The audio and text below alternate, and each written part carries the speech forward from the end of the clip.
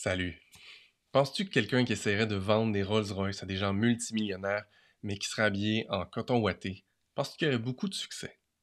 De la même manière, penses-tu que quelqu'un qui essaierait de vendre des formations sur la confiance en soi, mais qui chercherait ses mots puis bégayerait peut-être entre chacune de ses phrases, est-ce qu'il y aurait beaucoup de succès?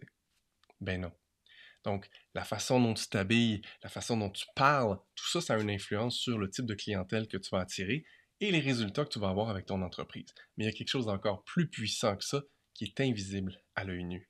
Et ça, c'est l'image que tu as de toi dans ta tête. Dans cet épisode, je vais te parler de comment ton image de toi influence tes résultats et toute ta vie, en fait. Je vais te donner des trucs aussi pour changer l'image que tu as de toi. Je vais te parler de trucs très terre à terre, mais je vais aussi te parler de trucs un peu spirituels. Alors, je t'invite à ouvrir ton esprit dans cet épisode-ci, où tu vas découvrir comment changer l'image que tu as de toi pour attirer tes clients idéaux.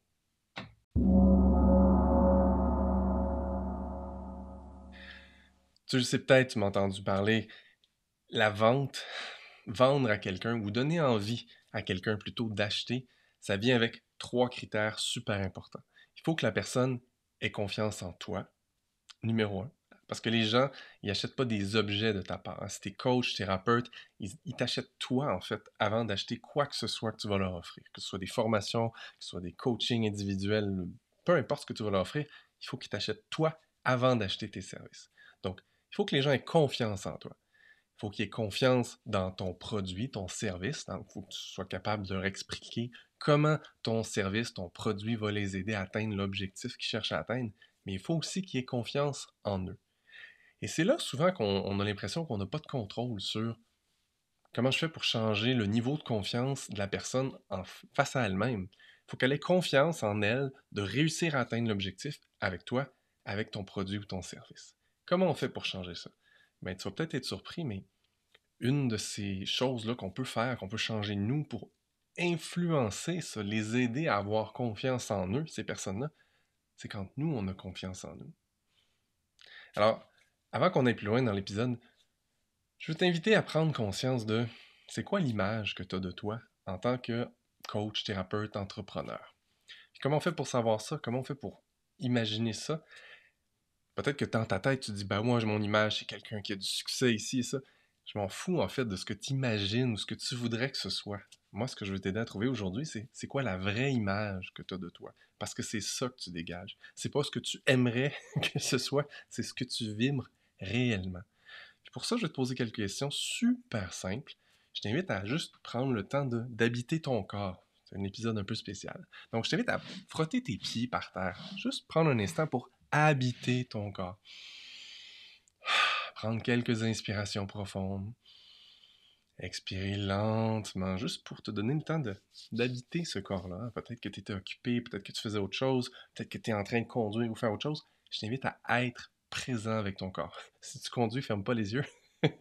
Mais sois vraiment le plus présent à l'affût de ton ressenti, parce que c'est ça qui va te dire la vérité.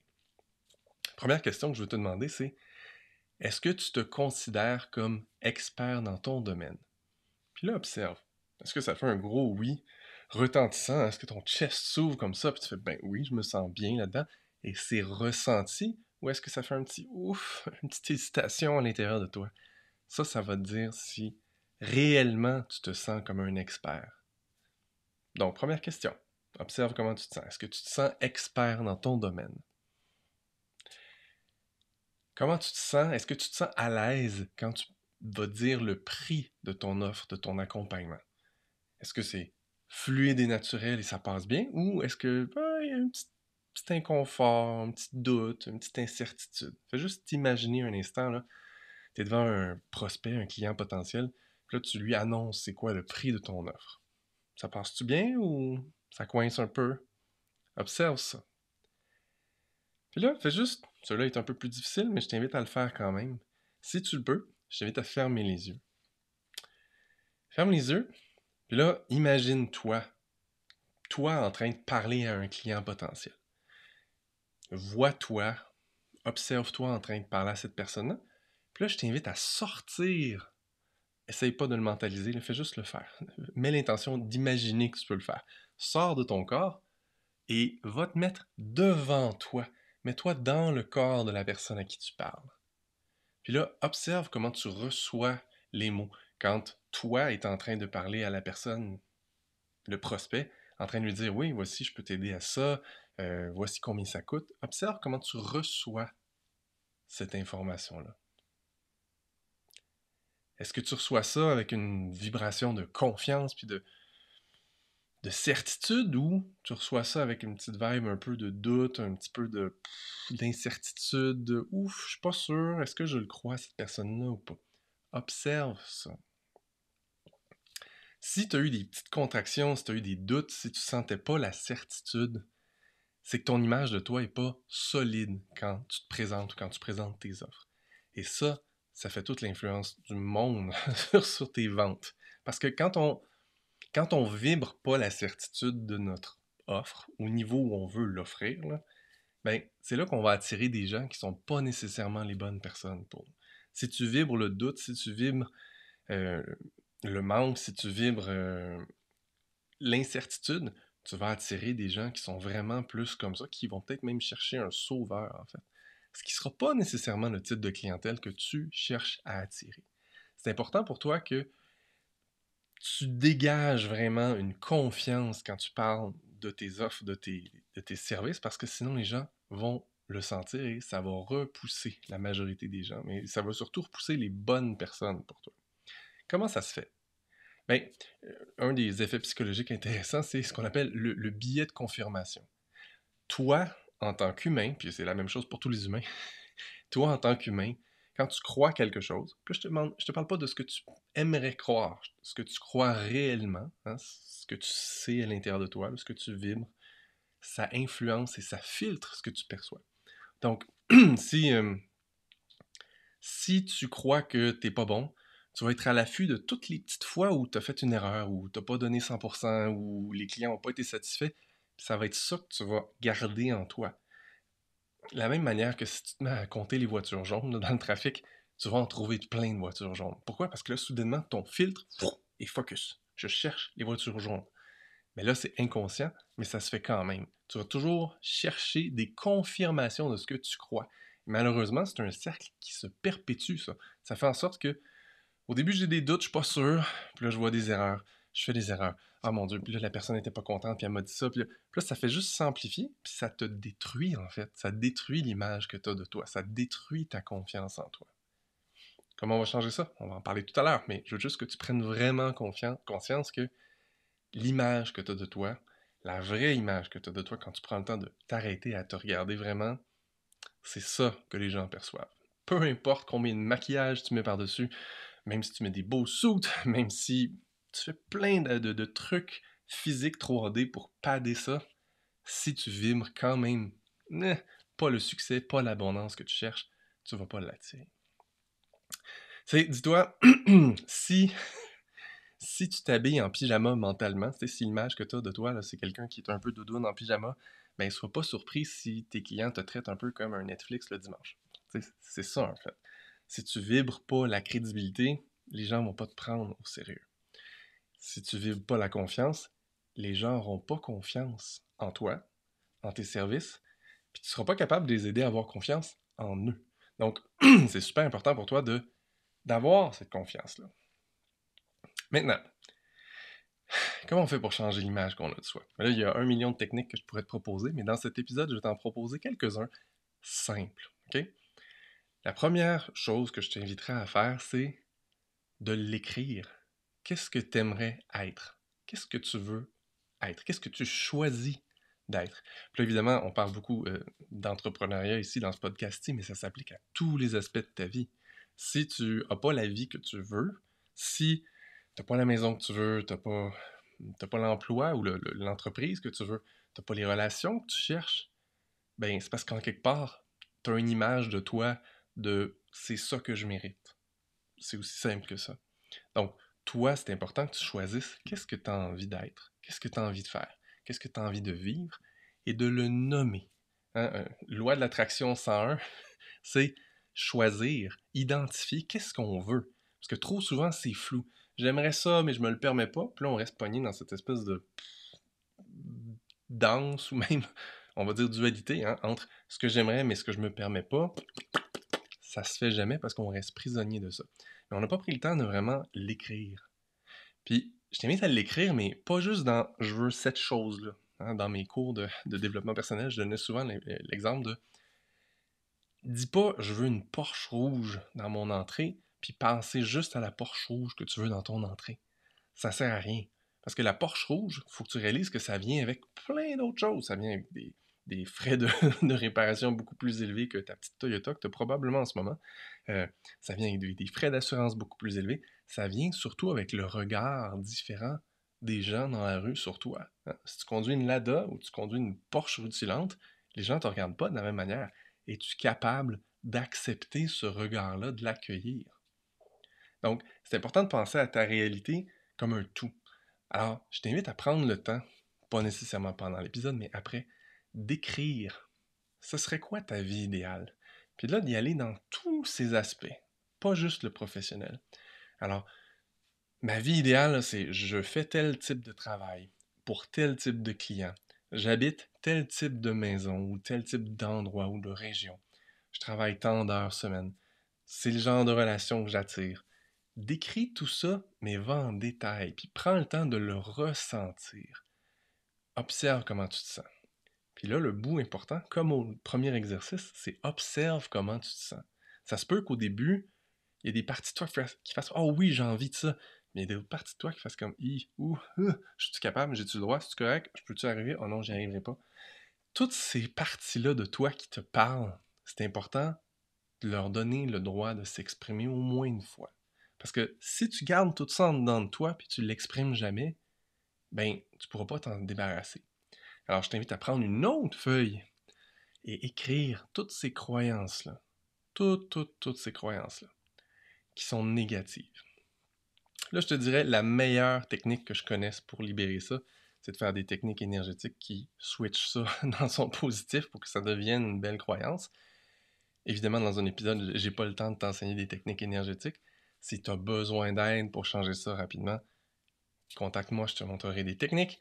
Mais la technique la plus simple que je peux t'enseigner comme ça dans un épisode, c'est une fois que tu as écrit toutes tes phrases négatives, j'ai pas le droit, j'y arriverai pas, je sais pas comment, je serai pas capable, je mérite pas ça, qui je suis moi, toutes ces phrases-là. Je t'invite à côté, écrire la version positive de ça. Donc, je le mérite pas devient j'y ai droit. C'est mon droit de naissance. J'y arriverai pas, c'est je vais réussir pas à pas. Euh, je sais pas comment, c'est je découvre à chaque jour comment mieux faire, comment réaliser ça. Transforme ces phrases-là en positif. Et ensuite, coupe la partie négative ou enlève-la. Et chaque jour, je t'invite à répéter les phrases au positif. Et je t'invite dans cette liste-là à avoir une phrase qui te décrit. Hein? Je suis tel type de personne, je vis tel type de succès, j'attire tel type de clientèle, je fais tant par année. Ça se peut qu'au début, ce soit complètement inconfortable de lire ça, puis tu lises, puis tu fais ça, ah, j'y crois pas. Je t'invite à le lire, puis à être présent avec ce que tu ressens à l'intérieur de toi. Laisse ces parties-là de toi s'exprimer. Si tu as des larmes qui montent, laisse-les sortir. Si tu as envie de crier, crie. Si tu as besoin de taper dans un oreiller, va taper dans un oreiller. Puis fais ça chaque jour. Jusqu'à ce que tu sois capable de le lire de plus en plus, puis que ce soit de plus en plus léger et facile. Puis éventuellement, tu commences à le croire. Puis là, je veux pas que tu t'imagines que c'est magique. Il y a un processus, à force de répéter des choses, ça devient vrai. Tu l'as sûrement vu en regardant les élections américaines, il y a des gens qui disent des choses qui sont complètement pas vraies, mais parce qu'ils les répètent encore et encore et encore, les gens finissent par y croire. C'est con comme ça, mais ça fonctionne. Donc, utilise ce processus-là pour ton avantage. Change tranquillement l'image que tu as de toi. Et donc, pense au type de client idéal que tu veux attirer. Mets-le dans tes phrases. J'attire tel type de client avec facilité, aise et légèreté. J'ai du plaisir à parler à ces gens-là. Je me sens bien en leur présence. Je me sens confiant quand je présente mon offre qui s'appelle à tel prix. Répète ces phrases-là jusqu'à ce que ça devienne ta vérité, que ça te remplace l'image que tu avais de toi et que tu sois capable finalement de être présent, être confiant en toi, confiant en tes produits et inspirer confiance à tes clients idéaux parce que tu es la bonne personne pour les aider. Là, avant qu'on aille vers la fin, je vais donner quelques petits conseils super importants. J'aimerais ça que tu te rendes service et que tu te vendes pas short, que tu te donnes pas à rabais. Parce que trop souvent, les gens vont attendre d'être parfaits pour se sentir légitimes. Tu n'as pas besoin d'être parfait pour être légitime, pour avoir le droit de faire des choses. Les gens, je vais te donner un secret, là, si tu ne l'as pas réalisé encore, les gens qui offrent un service qui t'aide à résoudre un problème, c'est parce qu'ils l'ont eu à le résoudre. Puis tu sais quoi, ils sont probablement encore en train de le résoudre, mais à un autre niveau que tu peux même pas imaginer. Ils vont plus loin, ils vont plus en profondeur. Moi, mon problème au début, c'est que je savais pas pantoute qu'est-ce que je voulais faire de ma vie, visiblement. J'avais essayé de vivre la vie de quelqu'un d'autre, puis j'ai fait un burn-out. C'était pas ma place. Puis là, j'ai réalisé, bon, ben, qu'est-ce que je veux faire, moi? Puis je le savais pas. Il a fallu que je cherche, que je creuse. Qu'est-ce que j'ai envie d'être? Qu'est-ce que j'ai envie de faire? Et ça m'a plongé dans une profondeur d'introspection. J'ai découvert plein d'outils, plein de techniques, plein de concepts. Puis j'ai fini par me trouver. Voir qu'est-ce que j'ai envie de faire, qu'est-ce que j'ai envie d'être. Ça m'a mené à vivre une vie de thérapeute pendant plusieurs années.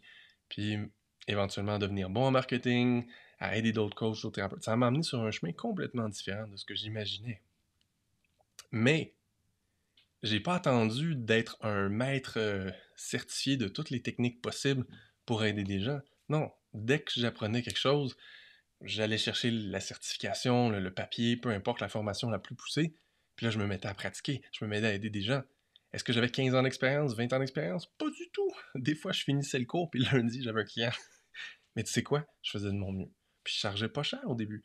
Mais plus j'ai aidé des gens, meilleur je suis devenu, plus j'ai pu charger cher, plus j'avais confiance en moi aussi.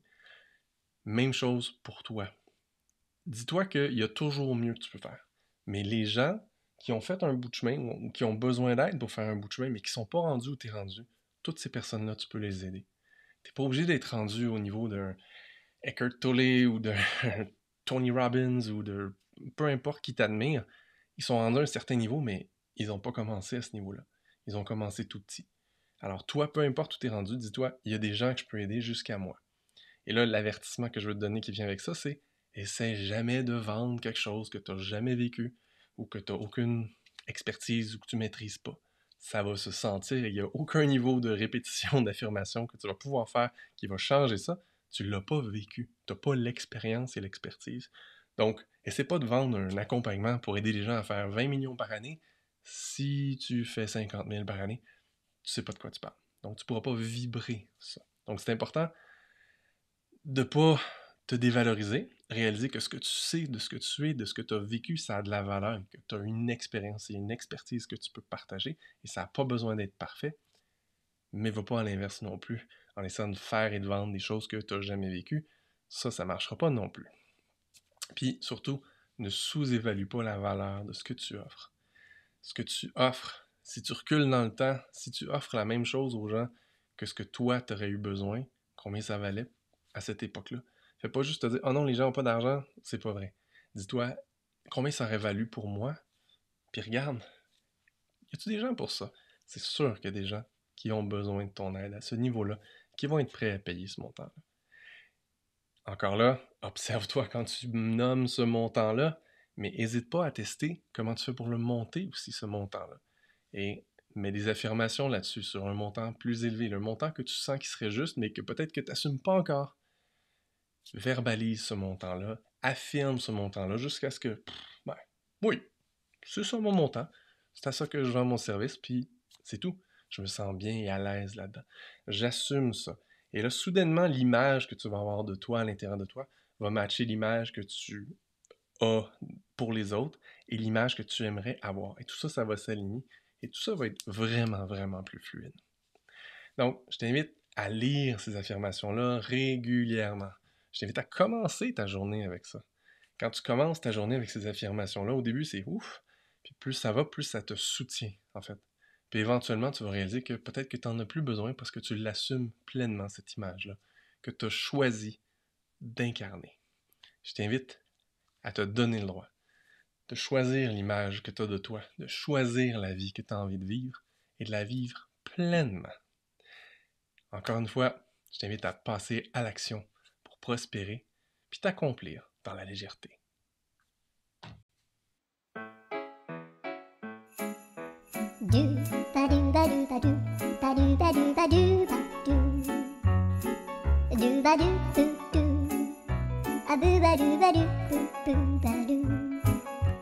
A do ba do ba do